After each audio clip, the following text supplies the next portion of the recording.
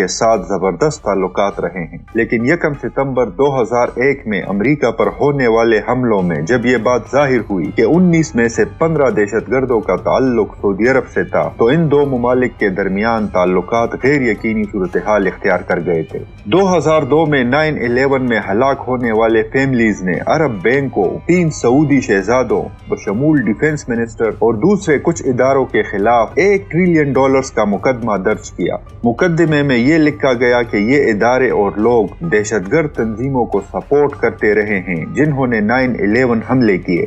اس مقدمے کی وجہ سے سعودی عرب اور امریکہ کے درمیان تعلقات اور بھی خراب ہو گئے تھے، جس کے بعد سعودی شاہی خاندان نے امریکہ کو دھمکی دی تھی کہ وہ اپنے اربوں ڈالر کے اثاثے امریکہ سے نکال لیں گے۔ 1990 کی دہائی میں جہاں سعودی عرب نے عراق کے خلاف امریکہ کو اپنے فضائی اڈے استعمال کرنے کی اجازت دی تھی، 2002 میں سعودی عرب نے امریکہ کو صاف انکار کر دیا اور عراق کے خلاف امریکی جنگ کی حمایت نہیں کی۔ سعودی عرب نے اپنے ایئر بیسز کو بھی استعمال ہونے نہیں دیا اور اس کو یونائٹڈ نیشنز کی قرارداد کے ساتھ مشروط کر دیا تھا۔ اس انکار کے بعد 2003 میں ڈرامائی طور پر سعودی عرب کے اندر دہشت گرد حملوں اور بم دھماکوں میں ایک واضح اضافہ دیکھا گیا۔ دنیا کے بہت سارے مبصرین اس وقت اندازہ نہیں لگا پا رہے تھے کہ سعودی عرب کے شاہی خاندان کا مستقبل امریکہ کو انکار کرنے کے بعد کیا ہوگا، لیکن گزشتہ 7 دہائیوں میں شاہی خاندان اتنا مضبوط ہو چکا تھا کہ اب اسے امریکہ کی پرواہ نہیں رہی تھی۔ سعودی عرب اب بیرونی عوامل اور محرکات سے زیادہ اپنے اندر کے مسائل کو زیادہ سنجیدگی سے لے رہا تھا اور ہر قیمت پر اس بات کو یقینی بنانا چاہتا تھا کہ ملک کے اندر کوئی انتشار نہ پھوٹے۔ 2005 میں بیمار کنگ فہد کا انتقال ہو گیا اور اس کا سوتیلا بھائی عبداللہ بادشاہ بن گیا۔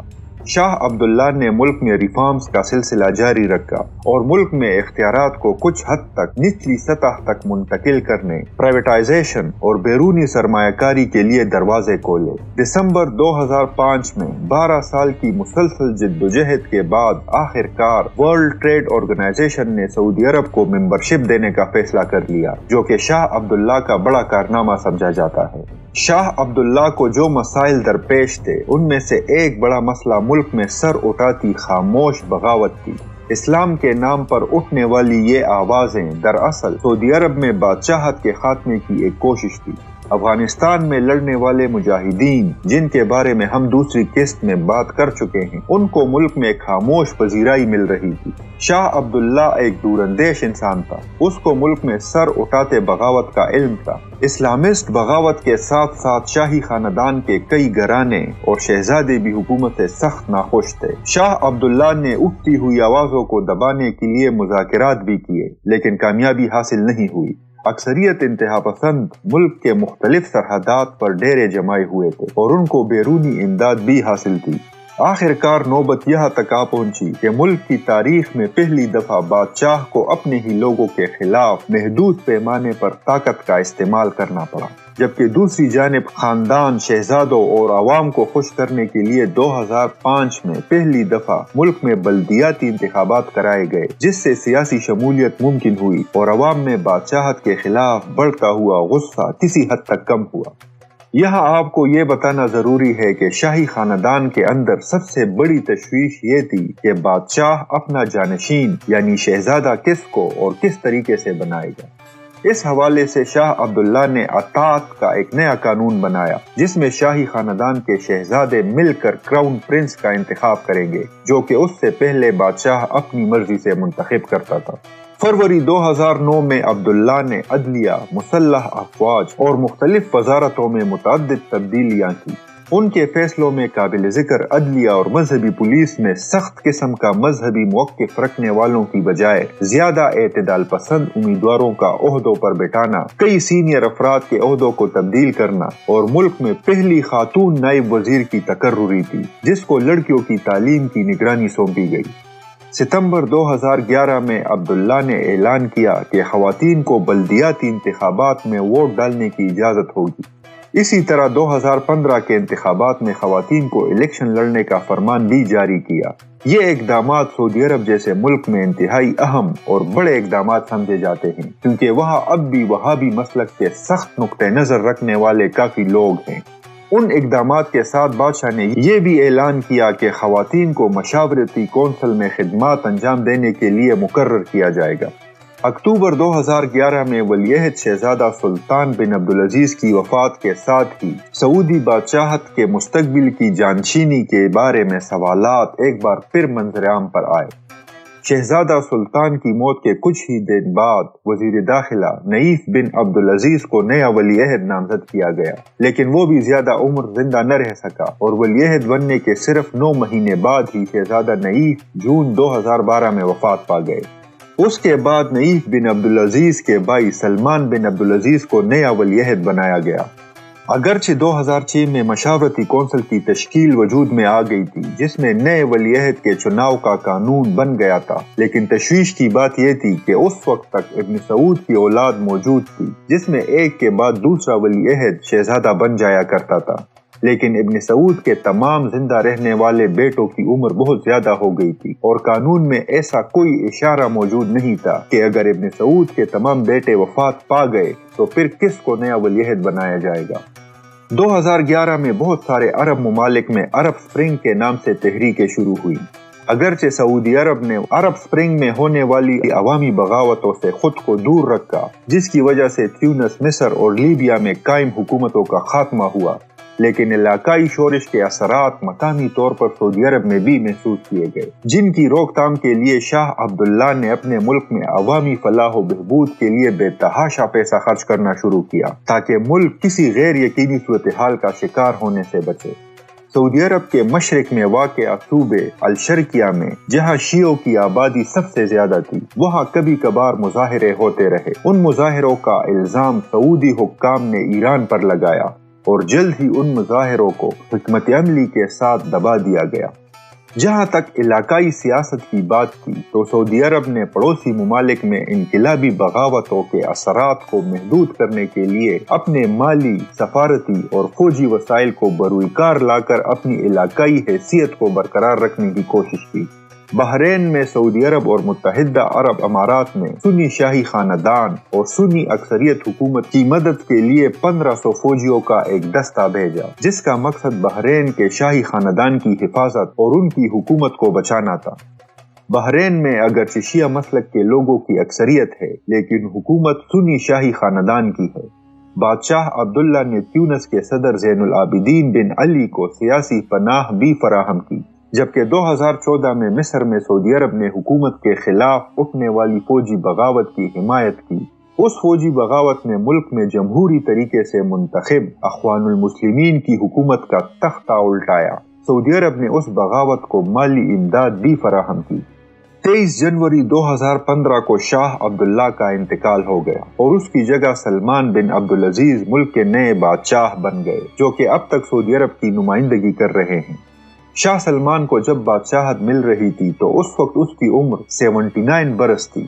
اس وقت بھی شاہ سلمان کی صحت کچھ اتنی اچھی نہیں تھی اور وہ کئی بیماریوں کے شکار تھے۔ یہ شاہی خاندان کے لیے ایک انتہائی تشویش کی بات ہے، کیونکہ 1953 میں جب ابن سعود کا انتقال ہوا تو اس وقت سے لے کر اب تک جتنے بھی بادشاہ بنے وہ تمام ابن سعود کے بیٹے تھے، لیکن اب اگرچہ ابن سعود کے کچھ بیٹے زندہ ہیں لیکن وہ تمام بادشاہ بننے کے لائق نہیں، کیونکہ ان کی عمریں 85 سال سے زیادہ ہیں۔ اسی لیے سعودی عرب کی آئندہ بادشاہت کے لیے ملک میں بہت انتشار پایا جاتا ہے۔ مارچ 2015 میں بادشاہ سلمان نے اپنے بھتیجے محمد بن نعیف، جو کہ اس وقت وزیر داخلہ تھا، اس کو ولی عہد شہزادہ مقرر کیا اور اس طرح پہلی دفعہ ابن سعود کا ایک پوتا ولی عہد کے عہدے تک پہنچا۔ لیکن اقتدار کی جنگ اکثر اہلیت کی بنیاد پر نہیں ہوتی اور اکثر اوقات تخت نشین طاقت کا ناجائز استعمال بھی کر لیا کرتے ہیں۔ اسی طرح جب محمد بن نعیف کو ولی عہد بنایا گیا تھا تو ساتھ ہی بادشاہ سلمان نے اپنے بیٹے محمد بن سلمان کو نائب ولی عہد بنایا، لیکن پھر بہت ہی جلد یعنی 21 جون 2017 کو اسٹیٹ ٹیلی ویژن پر اعلان ہوا کہ محمد بن نعیف کو ولی عہد کے عہدے سے ہٹا دیا گیا اور اس کی جگہ محمد بن سلمان کو نیا ولی عہد بنا دیا گیا۔ محمد بن سلمان وارث بنائے جانے سے پہلے ہی ملک کی پالیسی بنانے میں ایک فعال کردار ادا کرنا شروع ہو چکے تھے۔ اپنے والد کے بادشاہ بنتے ہی اسے ملک کا وزیر دفاع بنا دیا گیا تھا۔ وزیر دفاع مقرر ہونے کے فوری بعد ہی شہزادہ سلمان نے یمن میں ایک جارحانہ فوجی پالیسی کا آغاز کیا، جسے آپریشن فیصلہ کن طوفان کے نام سے جانا جاتا ہے۔ مارچ 2015 میں یمن کے خلاف فوجی مداخلت میں سعودی عرب نے خلیجی ممالک کے اتحاد کی سربراہی کی تاکہ وہ صدر ہادی کی حکومت کو شمالی یمن میں واقع شیعہ حوثیوں کی بغاوت سے بچا سکے۔ ایک زبردست ہوائی بمباری مہم اور بحری ناکہ بندی مارچ میں شروع ہوئی تھی اور اتحادی زمینی فوج اگست میں یمن میں داخل ہوئی تھی۔ ان مضبوط حملوں اور بھاری بھرکم ہتھیاروں کے باوجود اتحادی افواج حوثیوں کی طاقت کو شکست نہ دے سکے، اور اب یعنی 2020 تک تو وہ لوگ اور بھی مضبوط ہو چکے ہیں۔ جب سعودی قیادت میں اتحادی افواج حوثیوں کو فیصلہ کن شکست دینے میں ناکام رہے اور حوثیوں کو ایران کی طرف سے کسی حد تک حمایت حاصل ہوئی تو لڑائی ایک طویل تعطل کا شکار ہو گئی، لیکن یمن کی شہری آبادی پر اس تنازع کا اثر تباہ کن تھا۔ بم دھماکوں کے نتیجے میں بے گناہ افراد ہلاک ہوئے، بنیادی ڈھانچے کو تباہ و برباد کر دیا گیا اور امدادی کارروائیوں میں خلل پڑا، اور اس ناکہ بندی سے ملک میں کھانے پینے کی اشیاء اور دوائیوں کی کمی بھی ہوئی۔ بہرحال ایران کی حمایت یافتہ گروہ کے ذریعے یمن پر قبضے کو سعودی مداخلت سے روکنا محمد بن سلمان کی شہرت کی وجہ بنی۔ سعودی عوام ایران دشمنی میں MBS کے گرویدہ ہو گئے تھے۔ ولی عہد شہزادے کی حیثیت سے بھی محمد بن سلمان اسی طرح خطے میں جارحانہ خارجہ پالیسی پر عمل پیرا ہے۔ ان میں سے بہت ساری پالیسیاں خطے میں سعودی تسلط کو قائم کرنے کی کوشش اور ایران کے اثر و رسوخ کو ختم کرنے پر مشتمل ہے۔ محمد بن سلمان نے ایران کے خلاف بیان بازی مزید سخت کر دی۔ اس نے ایران پر براہ راست فوجی جارحیت کا الزام بھی لگایا اور متعدد بیانات دیے کہ ایران حوثیوں کو ہتھیاروں کی فراہمی کر رہا ہے۔ محمد بن سلمان نے نہ صرف ایران کے ساتھ دوستانہ تعلقات قائم رکھنے پر قطر کے خلاف بنائے گئے بلاک کی قیادت کی، بلکہ خطے میں اخوان المسلمون اور حماس جیسے دیگر حریف اداکاروں کی حمایت کے لیے بھی قطر کے خلاف ناکہ بندی کی قیادت کی۔ ان کی جارحانہ خارجہ پالیسی کی انتہائی ڈٹائی والی مثالوں میں ایک یہ تھا کہ لبنان کے وزیر اعظم سعد الحریری جب نومبر 2017 میں ریاض کے دورے پر آیا ہوا تھا تو اس کو زبردستی مجبور کر دیا گیا تھا کہ وہ لبنان کے وزارت عظمیٰ کے عہدے سے استعفیٰ دے، لیکن ایک بھرپور بین الاقوامی دباؤ کے بعد سعودی حکومت نے حریری کو لبنان واپس جانے کی اجازت دی، جہاں انہوں نے فوری طور پر اپنا استعفیٰ واپس لے لیا۔ جب دنیا میں تیل کی قیمتوں میں کمی کی وجہ سے سعودی بادشاہت شدید معاشی بحران کا شکار ہوئی تو محمد بن سلمان نے اپنی معیشت اور مالی معاملات میں رد و بدل کے لیے کئی طرح کے اقدامات اٹھائے۔ سن 2016 میں جب وہ نائب ولی عہد شہزادہ تھا، اس نے تیل کی آمدنی پر انحصار کم کرنے کے لیے ایک وسیع پروگرام ویژن 2030 متعارف کرایا تھا۔ اپنی اکانومی کو بہتر بنانے کے لیے اس نے سعودی آرامکو کمپنی کے 5% شیئر بیچ ڈالے۔ اس تاریخی سودے سے سعودی حکومت کو $100 بلین ملے۔ اسی طرح محمد بن سلمان نے بحیرہ احمر کے کنارے ایک جدید تجارتی اور صنعتی مرکز بنانے کے لیے نیوم سٹی کا بھی اعلان کیا، جو کہ $500 بلین کا منصوبہ تھا۔ ان کوششوں کے ساتھ ساتھ حکومت نے متعدد سماجی اصلاحات یعنی سوشل ریفارمز پر بھی عمل درآمد شروع کیا۔ حکومت نے اعلان کیا کہ وہ تفریحی پروگراموں جیسے محافل موسیقی اور کھیلوں کے پروگراموں کے لیے سیاحتی ویزا جاری کرے گی۔ سینما گھروں پر عائد 35 سالہ پابندی بھی ختم کر دی گئی۔ افرادی قوت میں شمولیت بڑھانے کے لیے خواتین کو زیادہ سے زیادہ آزادی دی گئی۔ ان پابندیوں میں سے ایک ڈرائیونگ پابندی بھی شامل تھی۔ سعودی حکومت نے جون 2018 میں خواتین کو ڈرائیونگ لائسنس جاری کرنا شروع کر دیے تھے، لیکن ماہرین کا خیال ہے کہ یہ تمام اقدامات مغربی دنیا اور انسانی حقوق کے اداروں کے پریشر کی وجہ سے اٹھائے گئے تھے، نہ کہ اپنے عوام کو آزادی دینے کی سوچ سے۔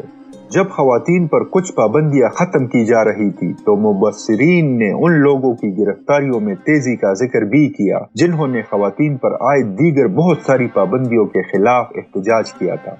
जनवरी 2019 में जब एक सऊदी खातून राफ मोहम्मद अपने अहल खाना के कंट्रोल और जुल्म जबर से बचने के लिए बैरूनी मुल्क फरार हो गई तो उसकी हालत ज़ार ने बैनुल अक़वामी तवज्जो सऊदी अरब में राइज सरपरस्ती के कानून की तरफ मबजूल कराई। इस कानून के तहत कोई भी सऊदी औरत घर के मर्द की इजाजत के बगैर बाहर नहीं जा सकती थी और न ही वो और बहुत सारे फैसले अपनी मर्जी से कर सकती थी।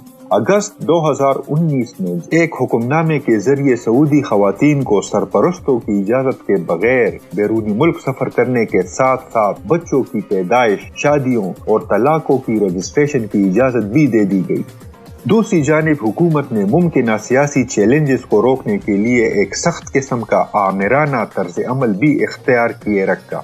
मिसाल के तौर पर नवंबर 2017 में दर्जनों शहजादों, कारोबारी रहनुमाओं और आला ओहदेदारों को एक हैरानकुन क्रैकडाउन में गिरफ्तार कराया गया था, जिसे हुकूमत ने इंसदाद बदनवानी यानी करप्शन के खिलाफ कार्रवाई करार दिया था। चूंकि हिरासत में लिए गए अफराद में सऊदी अरब के सबसे ज्यादा दौलतमंद और ताकतवर तरीन शख्सियात शामिल थी, बहुत सारे मुबस्सिरीन ने शुबा जाहिर किया कि उन गिरफ्तारियों का असल मकसद वलीअहद शहजादे की उमंगों और ख्वाहिशात को महफूज बनाना था।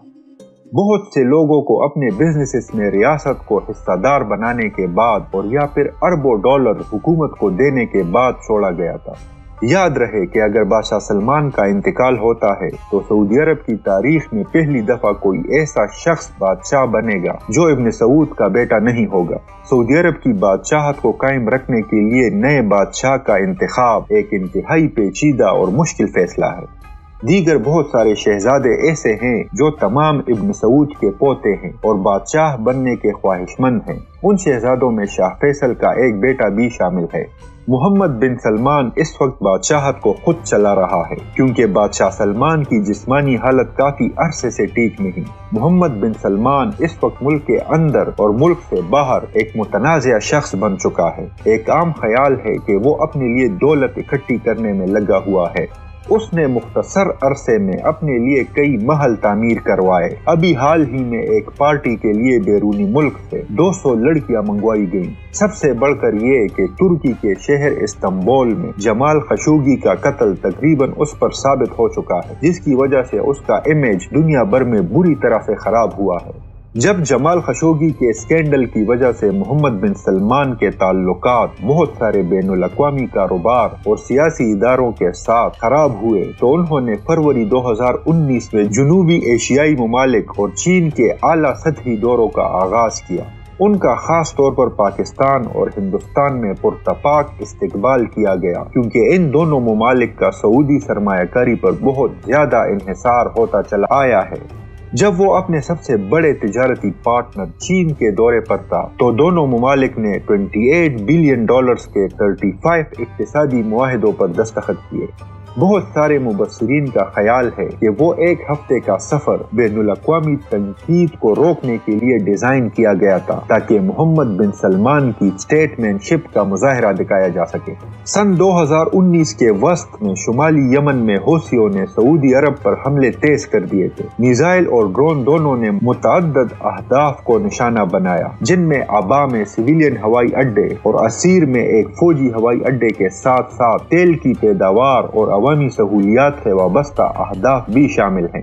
14 सितंबर 2019 को अबकाइक और खुरैस में सऊदी अरब के 2 अहम तेल प्रोसेसिंग सहूलियात को ड्रोन हमलों का निशाना बनाया गया, जिससे मुल्क के आधे तेल की पैदावार को आर्जी तौर पर बंद कर दिया गया था। हौसियों ने उन हमलों की जिम्मेदारी कबूल की जो कि उनके पिछले तमाम हमलों के मुकाबले में ज्यादा मुअस्सर थे और टारगेट दूर दराज के इलाके थे।